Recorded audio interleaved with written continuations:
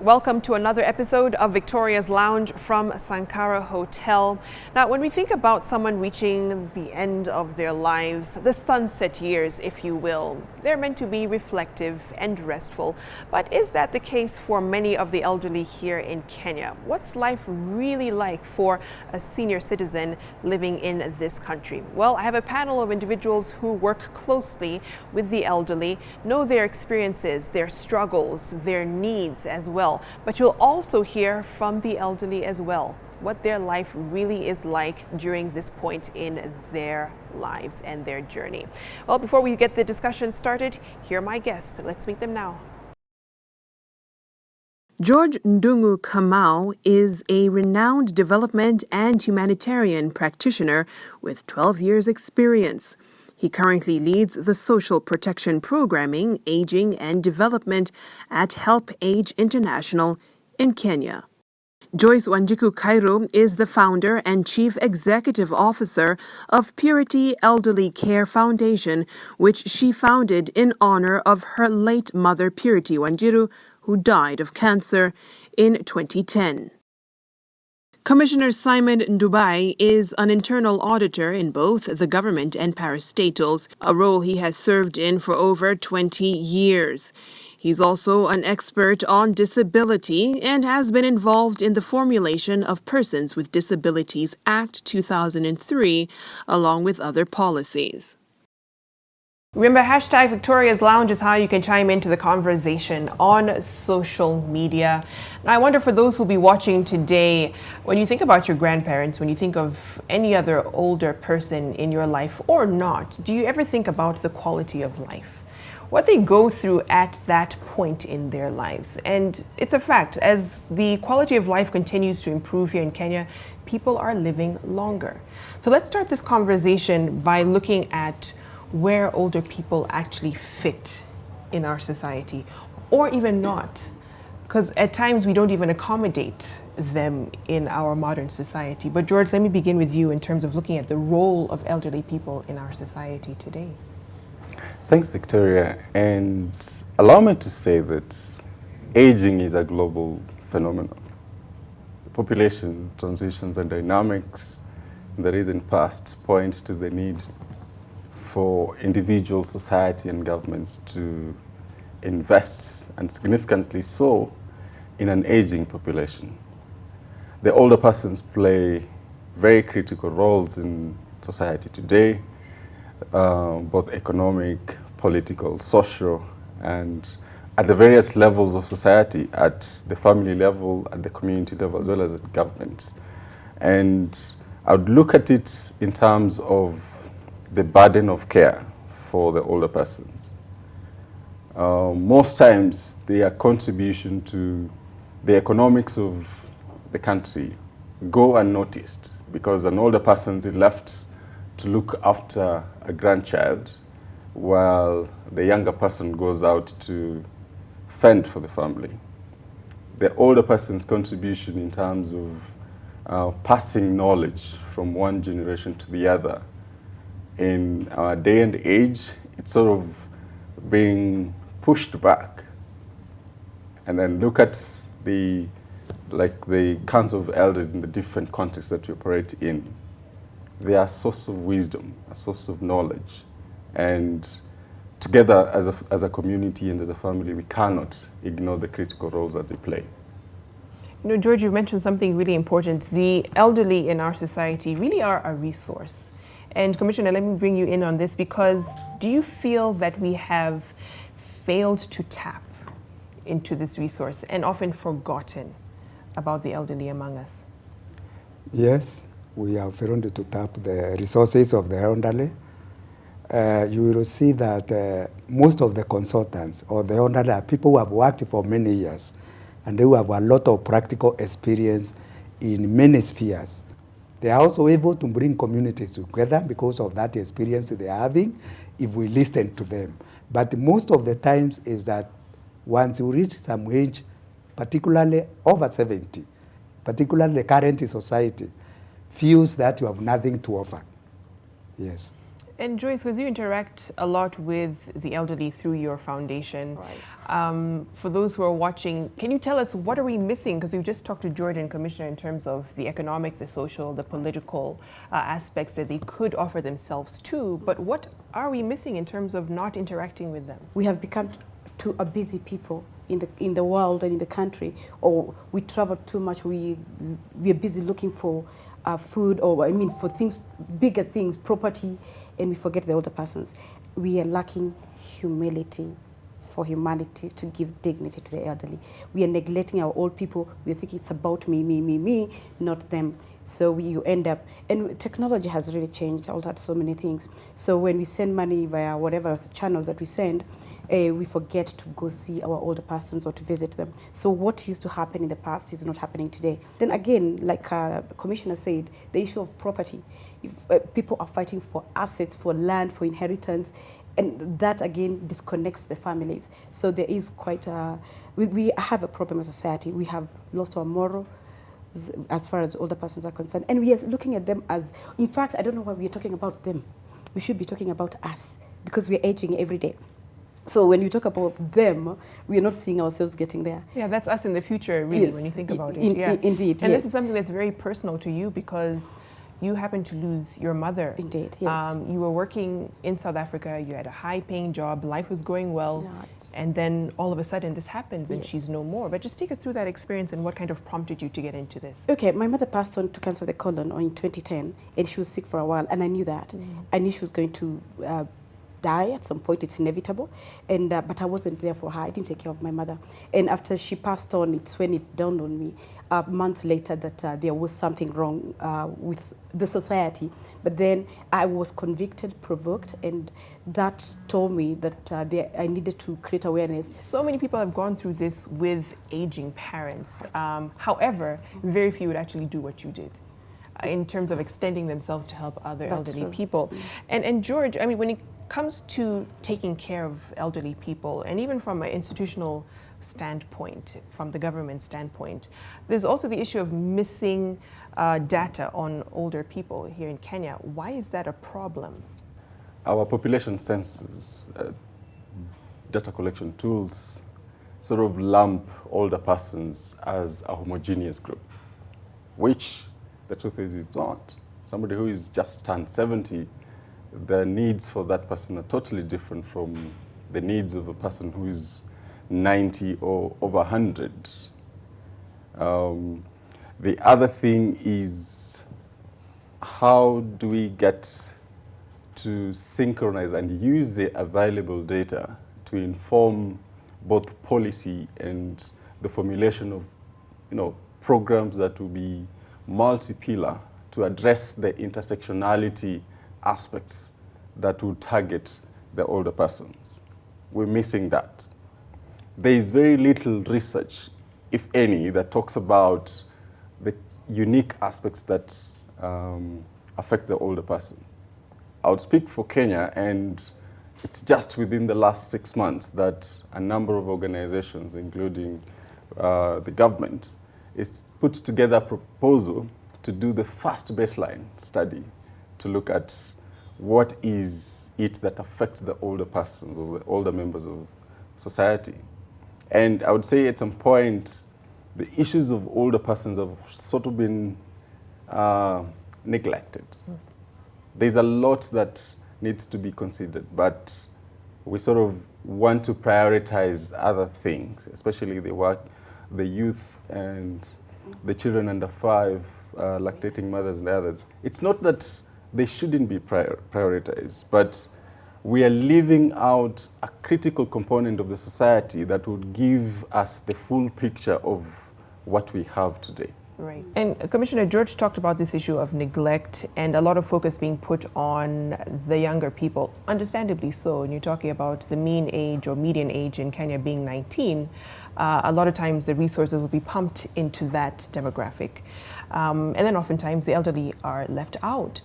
Then comes in the whole issue of discrimination. Just take us through that issue and what impact it has on the elderly. As a society, and also as a government, we have not given priority to issues of older members of society. There is a whole article in the Constitution on older members of society. There is no legal framework. Like we have Children's Act, we have Persons with Disabilities Act, and several other acts strengthening other groups. But for older members of society, we don't have. Now you realize, like the ministries, they have been given responsibilities. But the ministry dealing with the issue of the older members of society, the staff given to take care of that docket are a very junior staff. What he was saying is like he was talking about statistics. You cannot have statistics unless you have strong department, ended by a very senior officer who is coordinating nationwide about the issues. This is lacking in this country. Last parliament, the commission trying to advocate with the senators for passing of the law of an act for the protection of elderly. That act never went somewhere, it was defeated. Now, older members of society, the family we have today, do not believe it is a responsibility to take care of their aged parents or even those who are not having spouses. So they think it is a government responsibility. In the process, they will leave their parents in the rural areas alone in the house. We have one of the cases even from the press where they are even sexually abused, alone in the house. Usually parents are very, they sympathize with their children. We have one of drugs. Drugs is a menace in this country. So children who engage in drugs are left with their elderly parents, particularly mothers who always believe they have to take care of their children because already they have taken drugs and they don't know whom they are. In the process, we have one in this country where parents are being killed by their drug addict children, again alone in the family, without anybody to take care of them. So first of all, we must have a law which can also punish these children if they neglect their parents. I think that is very important. You're raising a very important point when it comes to caring for parents, which we'll certainly get to after the break. And it's one thing to talk about the elderly, it's a whole other thing to actually hear from them. And we'll be playing a clip listening to their experiences and what life is like at this point. Let's take a short break here on Victoria's Lounge. We'll be right back.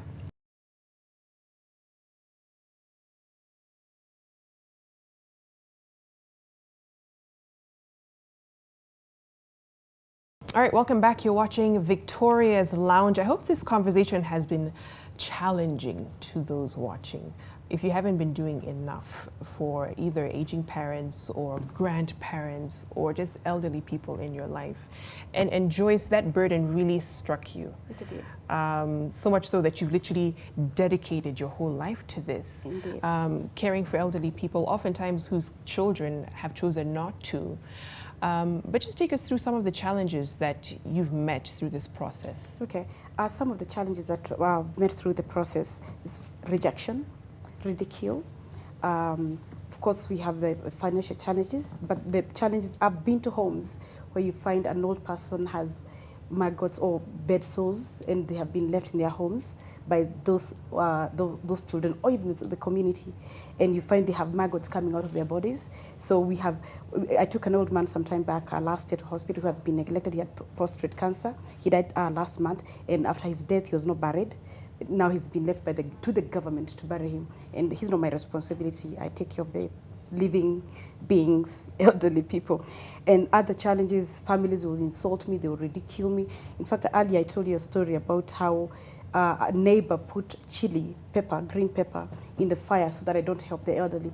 I've been beaten with water, I've been chased, I've built houses and they've been demolished by neighbors or families or the owners of the plots. So the challenges are there, and also the loneliness in these old people. They want me there to be with them. So because they're no family there, and I can't be there with all of them.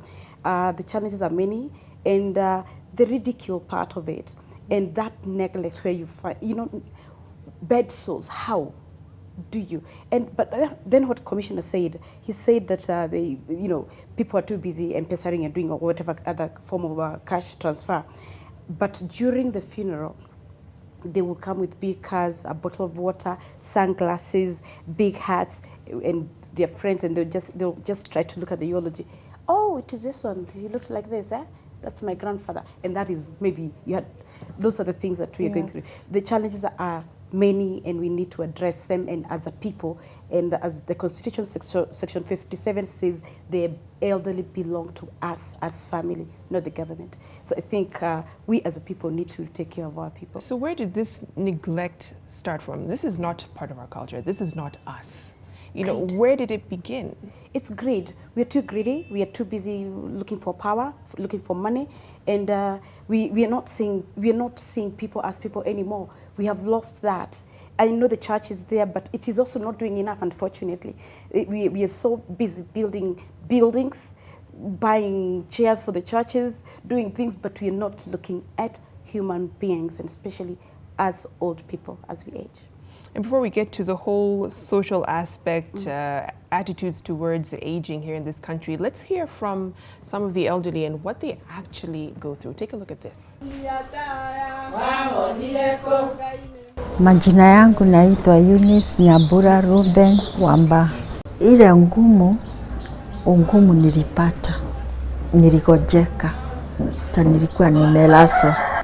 Kienda hiyo hospitali unapata huna pesa, ugonjwa unakusidisia.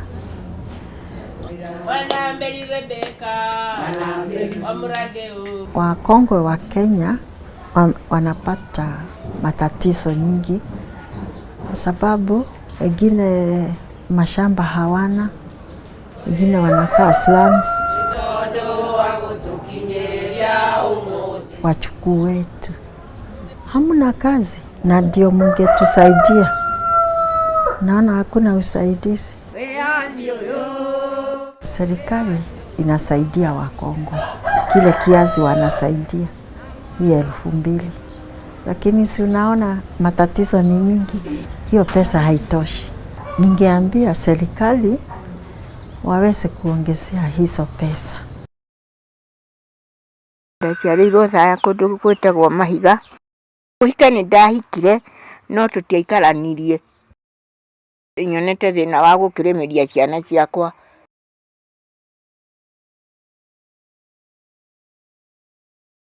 Ta muiritu ciake uragwo ri, riu tungi ndi natuo twandigwa. Twana tuigana. Ni mbeca cia andu akuru ri, ni ndiheagwo. Ndaciarĩirwo mwena wa rũgũrũ.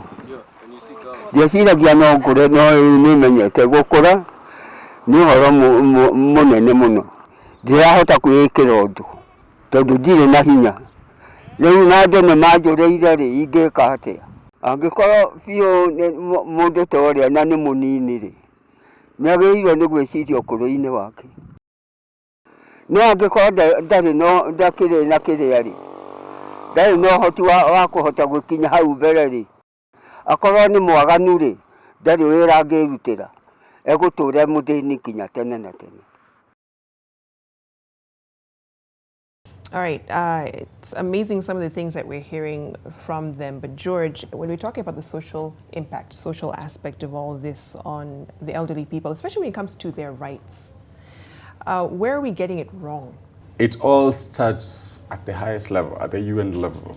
We, in as much as have the UN Declaration of Human Rights, there's no UN convention just targeting the rights of older persons. In as much as organizations like ours and the governments and the various other institutions are pushing for it, there's always this resistance to get the instrument into place. It's a big advocacy aspect that we're calling on everyone else to contribute to it. At the African Union level, we've got the protocol on older persons and their rights. But looking at the individual member states, unfortunately, as we speak, none of the 53, 54 country members have ratified this.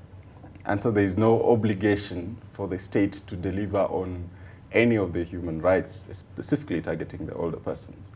And as Commissioner said, in Kenya, yes, we have the national older persons and aging policy with the action plans. These were done couple of years ago, but that has not been translated into, where the nuts and bolts of it are translated into programs that would have direct impacts to the lives of the older persons. The older members of society bill that Commissioner mentioned has been bouncing on and off from the different parliaments. The last was, I think, the Senate, and it's back to the ministry, and we don't know how far this would go. We need to go back to the drawing board and work towards leaving no one behind, like the famous phrase is for the Agenda 2030. We need not to let any part of the society out of our thinking as a community. And I think, to me, once we get that right, the rest of the things will sort of trickle down. And speaking of leaving no one behind, Commissioner, you had alluded to the whole issue of discrimination. That plays a lot into insurance cover. Yes. You see, when someone gets older, the insurance companies play hide and seek, and don't want to have to cover, knowing that people get sicker the older they get. So what kind of implications does that have on elderly people? Most of the insurance companies, if you are over 50 years and you want to be covered, you are forced to go for a medical checkup. And if they find you have any terminal disease, they will not cover you. Even if you want to pay more premiums, they will not want to cover you. They see you are high risk. I don't know why our country cannot have a law like they have on the issue of HIV. And the HIV, you cannot be refused to be covered by an insurance company because you are HIV positive. So we have been trying to say this is a clear aspect of discrimination against the aged. Now, the other issue of discrimination is in homes. Even where the government has started, like in Mombasa, they have a home for the elderly. We visited as a commission. The home is terrible. Even the doors are not lockable. And there are elderly mothers who can be raped in those places. How much money is needed? All the county governments can afford to construct one home per county and take care of the elderly who have got no children who are able to take. But they are actually neglected because one aspect, what we have also found about older member society, unlike the other segment of the society, they cannot even form their own civil societies to fight for their rights. They are people they are not able to fight for their rights. Even when their rights are tampered with by their family members, they cannot even file a case. Where the cases are filed, they are the same people who go and they say, no, I cannot give a witness on my child. I'm better die. They can't give witness even when you molest them. So their law should be made even in such a way that even where they don't want to give evidence, if the police have investigated or even the civil society have investigated and they have found there is clear negligence by either the parents or any other organ, that one should be used as evidence without necessarily having to stand a only person to give evidence against a grandchild or against their own children. According to them, they will not do that. So you find most of the time, those people are not punished. Absolutely. Yes. And on that note, let's take a short break here on Victoria's Lounge. Much more that we want to discuss on this issue, including abuse of older people and what that means for them at this point in their lives. We'll take a short break. We'll be right back.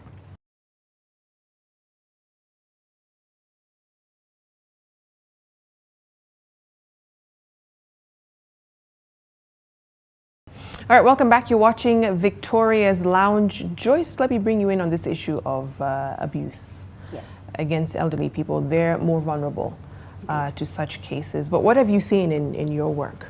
I've seen a lot of neglect, abandonment, and rape of older persons, sodomy on men, even, and also abuse of older men who have retired, who have no work, who are made watchmen to take care of property at night. At the age of 70, you find that's abuse, as it were. And also ageism, that discrimination, because you're old, you're not important anymore. So you find even abuse is not just beating. It is also that of seeing an old person crossing the road and you cannot help that person, or you push them, or you find sometimes a daughter or a son is walking with the older person and they're leaving them so much behind. They're walking, the distances ahead. That those are things that we are finding. And also you find that George has been brought up in this small shanty house, but then he goes to his parents' house and puts up a very big mansion and only visits once a year, and does not go to that shanty house. The mother or the grandmother lives there. That's abuse. So we've become so materialistic that we abuse them even emotionally. We don't even visit them. Lonely is the biggest abuse. And you're talking about something as separation. Yeah, absolutely. Separation. Something like loneliness being abused, someone wouldn't think that's what it is, and it's connected so much to culture, and we're seeing that shift. Commissioner, you wanted to talk about that? When the people grow old, they want to remain as man and wife or as spouses together. We have realized a case where they are separated at their old age, mainly to come to towns to take care of their grandchildren. Usually this happens to a spouse who is a woman. They are accorded by either their son or their daughter to come and take care of their children in town, and they leave their father in the rural area. That is a very serious issue. So the other issue is about when you grow old in some communities, when you grow old, you have white hair, they start associating you with witchcraft. That now, if my child gets sick, I say my mother is the one who has bewitched that child. And we call the community, you are laced. This is also something very serious. People also don't believe, children of these days don't believe on curse.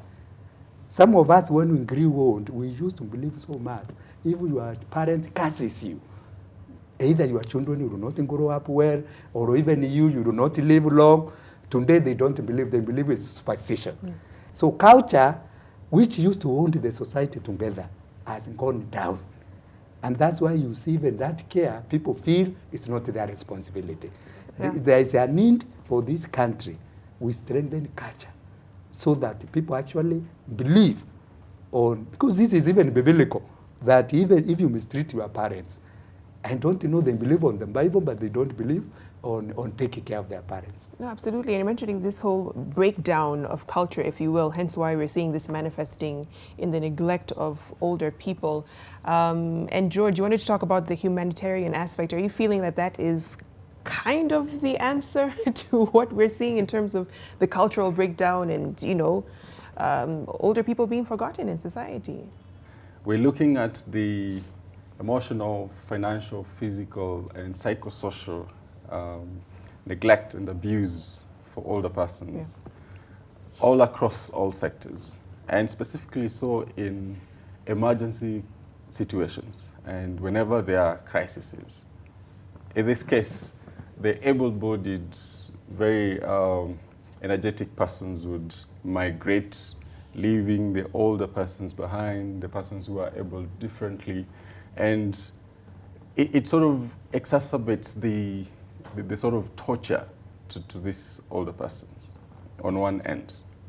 Then on the breakdown of the social fabric, and together with the advancement of technology and urbanization, our cities are not age-friendly. They are not age-sensitive.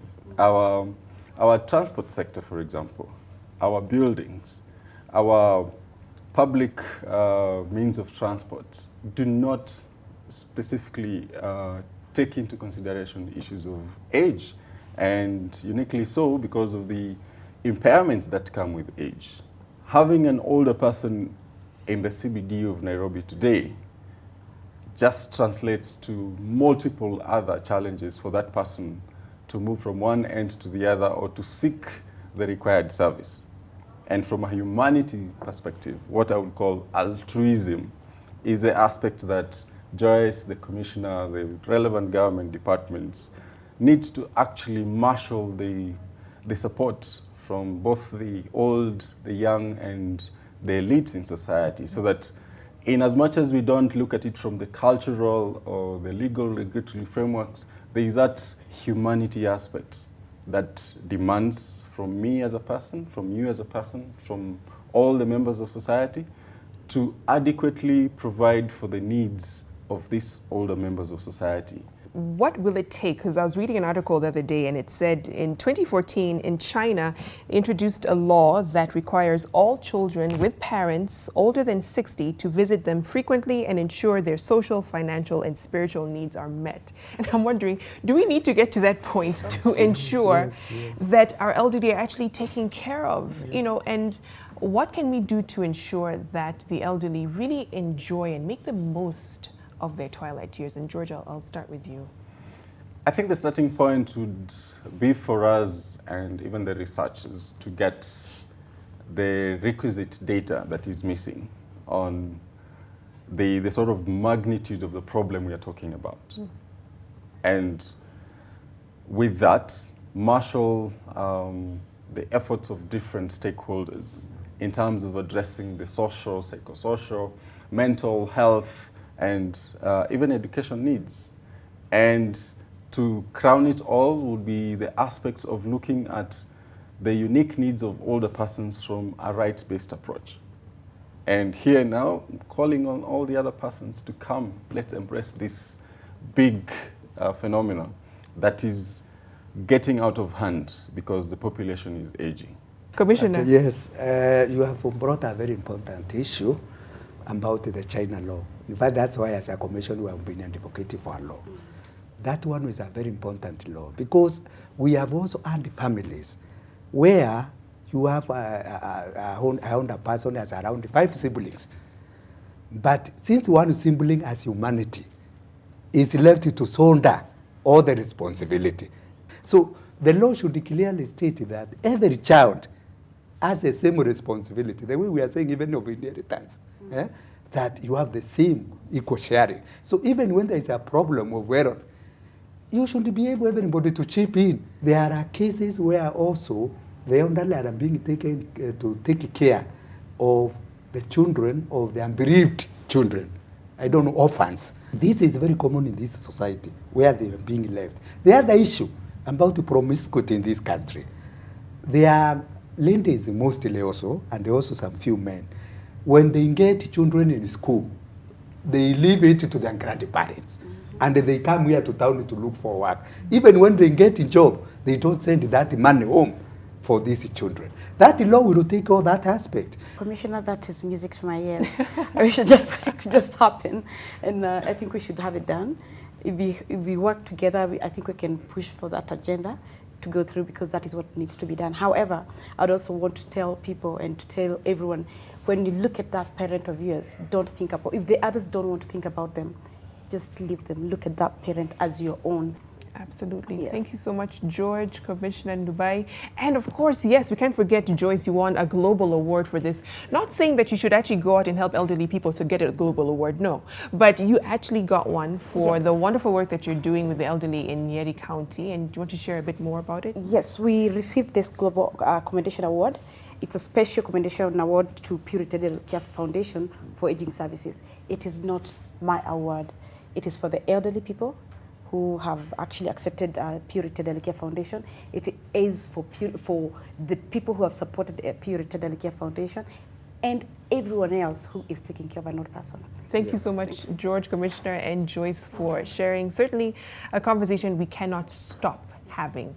We need to continue to challenge those around us to do more. Go the extra mile. It doesn't hurt to help those who are in need of your presence, also of your resources as well, to ensure that they live a valuable life. Thanks for watching Victoria's Lounge. Thank you so much to Sankara Hotel. Before we wrap up, though, let's take a look at Victoria's Lounge story series brought to you by Nivea. I'm passionate about art and culture. I love music, and I was brought up in Molo.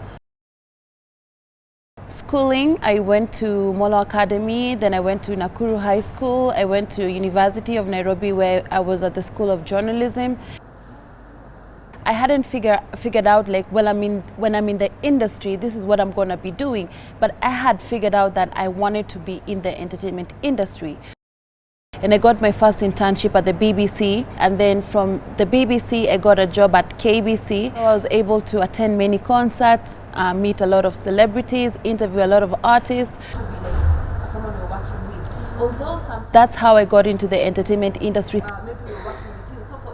Perseverance is important, and also patience is important in any journey, in any career. It's like my personal story, and even now it's still unfolding, has been a story of turmoil, trials and tribulations. At the end of it all, it's like there's a celebration and then you start another challenge. Anyuko PR this year employed 3 people, permanent, and then this year I have been spotting talent and professionals around the region who can represent us, and we can work on projects even though we're not together, like remotely. So we have somebody in Uganda, we have someone in Nigeria, we have someone in South Africa, and I'm going to Kigali at the end of the month, so hopefully I'm going to sign up someone in Kigali. My defining moment was probably last year when Sauti Sol won the best group in Africa at the MTV Awards. I mean, because they are the best group, and they had been the best group for a while, and it's something we had been working towards for a very long time, and it's not an easy thing to win over. So I think that was it for me, is because I was just like, from the beginning I said like, I'm gonna work hard with these guys until people can like see them or hear them or love them, because I believed in them so much, and I just didn't believe in them blindly. Failure has taught me that you can try again and you can start over, or you shouldn't go that path because you know you did a mistake and that's why you failed. So I think most people sometimes when they fail, they give up, but for me, I never give up. A strong woman is not a lazy woman. And she doesn't have to be hardworking because she's trying to be as hardworking or as fast as a man, but I think a strong woman should be also independent, should also be focused and strong-minded, and has an idea of where she wants to go and what she wants to achieve. And they would run to I would love to tell all the ladies, all the girls and all the women out there to keep doing what they're doing, to be strong and to be brave, continue shining and continue inspiring others. All right, I hope that story was inspiring to you. Keep watching, of course, for more in the coming weeks right here on Victoria's Lounge. Have a lovely week. Thanks for watching, and thank you to Sankara Hotel for hosting us. See you next week.